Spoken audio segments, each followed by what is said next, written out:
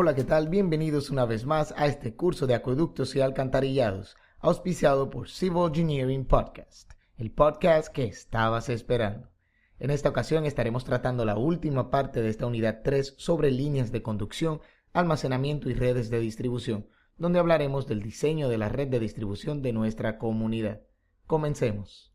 Una vez que hemos llevado la cantidad de agua necesaria a nuestro tanque dimensionado para la población en estudio, es hora de distribuir esa agua de manera que la población se vea beneficiada. Los componentes de esta red son las acometidas, que son aquellas que llevan el agua hasta cada usuario, poseen diámetros pequeños generalmente, y la línea matriz, que es aquella que parte del tanque de regulación y concluye con la primera acometida o derivación, por lo que en ella no hay distribución alguna. Con ella formamos la red como tal.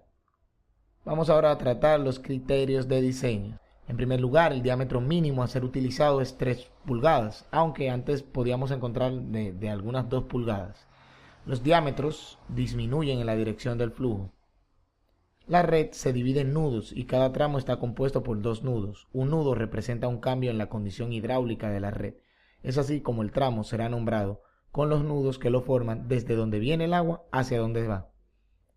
El caudal de diseño total será el mayor entre el caudal máximo horario y el resultado de la suma entre el caudal máximo diario y el caudal de incendio.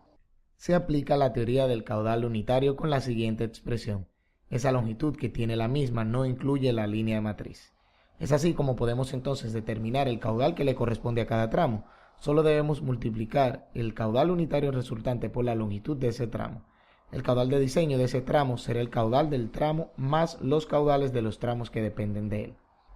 La cota de fondo del tanque de regulación será la cota y piezométrica inicial y corresponderá a la línea estática del sistema, representando la energía disponible total del sistema. Es por ello que el tanque debe estar ubicado en la cota más alta respecto a la red de distribución, pues sólo así se garantizará que llegue el agua a todos los puntos de la red y a la presión adecuada. La presión mínima de la red es de 10 metros de columna de agua, o 1 kilogramo por centímetro cuadrado, o 14 libras por pulgada cuadrada. La presión límite dependerá de la entidad encargada de la zona. La CAS la limita a 50 metros de columna de agua. La piezométrica al final de un tramo será la piezométrica en el punto inicial del tramo, menos las pérdidas en ese tramo. Se asumirán las pérdidas del tramo como pérdidas por fricción o longitud de tubería. La presión en un punto será la piezométrica del punto menos su cota. La suma de caudales de entrada a un nudo es igual a la suma de los caudales de salida del mismo nudo. Vamos a diseñar. Hay varios métodos para diseñar nuestra red. En este curso trataremos 2, método de superficies piezométricas y el método de Hardy-Cross. Método de superficies piezométricas. En los detalles del video verán un link para descargar la tabla en Excel. De todos modos, es bastante sencilla hacerla. Se compone de 13 columnas que vamos a detallar a continuación. La primera, en esta se denominan nudos y con ellos los tramos. En la segunda se coloca la longitud del tramo. Esta columna es una columna que iremos cambiando constantemente, pues la idea es asumir los diámetros más pequeños que me cumplen con el sistema. En esta columna se escoge un valor de rugosidad para la expresión de Hazen-Williams. Para el PVC y tuberías de baja rugosidad usaremos C igual a 140. La cota A es la cota en el nudo inicial del tramo. Como el primer tramo que se diseña es el de la línea matriz, corresponderá a la cota de fondo del tanque. Ese valor también coincidirá con la piezométrica inicial del diseño. La cota B es la cota en el nudo final del tramo. El caudal es el caudal de diseño del tramo. El tramo inicial, como es de suponerse, y por pertenecer a la línea matriz, se diseña con el caudal de diseño total de la red. J, pues, se determinará con la expresión de Hazen-Williams que ya conocemos. Las pérdidas serán entonces el producto de J por L. La piezométrica A inicial, como se describió antes, es la cota del fondo del tanque. La piezométrica final entonces será la inicial menos las pérdidas anteriormente determinadas. La piezométrica final de un tramo anterior será la inicial del siguiente tramo. Una piezométrica final puede ser la inicial de varios tramos cuando un tramo se divide. La presión en B será la piezométrica en B menos la cota en B. Y por último, la columna de observaciones que se toma en cuenta para cualquier detalle respecto al tramo o grupo de tramos que el diseñador quiera resaltar. Con ello, diseñamos nuestra red. cuidando siempre las presiones para que se respeten los límites de diseño establecidos por el diseñador o los recomendados por la entidad reguladora del servicio de la zona. Método de Hardy-Cross. El método anterior se puede utilizar para redes abiertas y cerradas, pero me presenta un problema con esta última debido a que en los puntos comunes las presiones se hacen iguales físicamente. Sin embargo, en nuestros cálculos no serán así. Es de aquí entonces que nace el método de Hardy-Cross, que es el método en el que se basan los programas para el diseño de redes. En los detalles del video podrán encontrar el link para descargar la tabla de cálculos correspondiente a este método. Este método, conocido también como el método de aproximaciones sucesivas, está basado en el cumplimiento de dos principios o leyes. Primero, la ley de continuidad de masa en los nudos y segundo, la ley de conservación de la energía en los circuitos.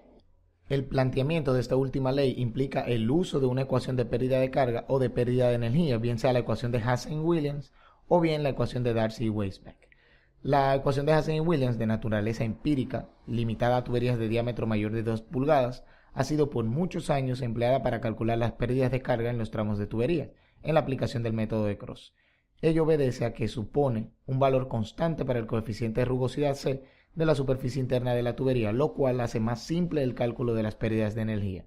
La ecuación de Darcy y Weisbach, de naturaleza racional y de uso universal, involucra entonces el coeficiente de fricción F, el cual es función de la rugosidad K de la superficie interna del conducto, y el número de Reynolds, el que a su vez depende de la temperatura y viscosidad del agua y del caudal del flujo en las tuberías.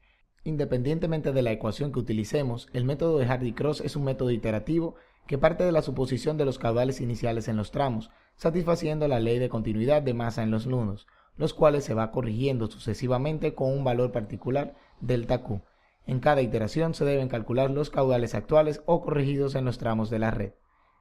En la web encontrarán infinidad de videos que utilizan los mismos procedimientos y relaciones, aunque no con la misma nomenclatura.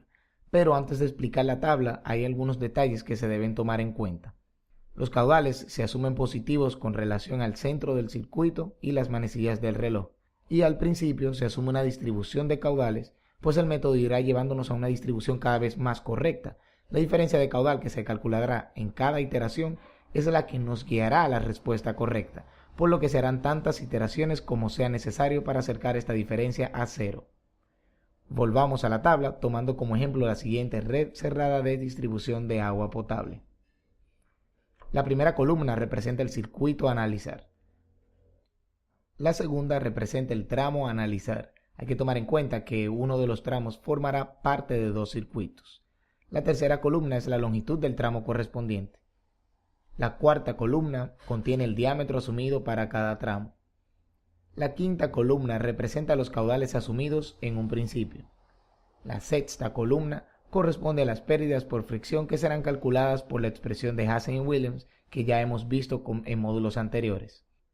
La séptima columna es el cociente entre las pérdidas y el caudal. La octava columna corresponde a la diferencia de caudal que se calculará utilizando la siguiente expresión.